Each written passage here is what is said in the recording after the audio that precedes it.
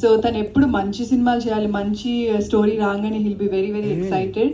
So I'm very happy, first time మేము collaborate అయ్యి చేస్తున్నాం ఇది. I'm so happy that I'm part of this movie. Thank you Srujan. And నాకు నేను I think నా సెకండ్ మూవీ అయిపోయిన తర్వాత నాకు మోహన్ కృష్ణ గారు చెప్పారు, I think you should work with Tarun Bhaskar అని.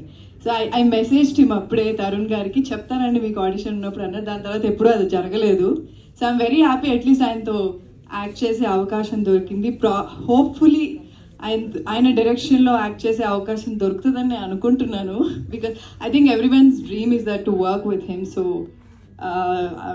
I'll be waiting for that. And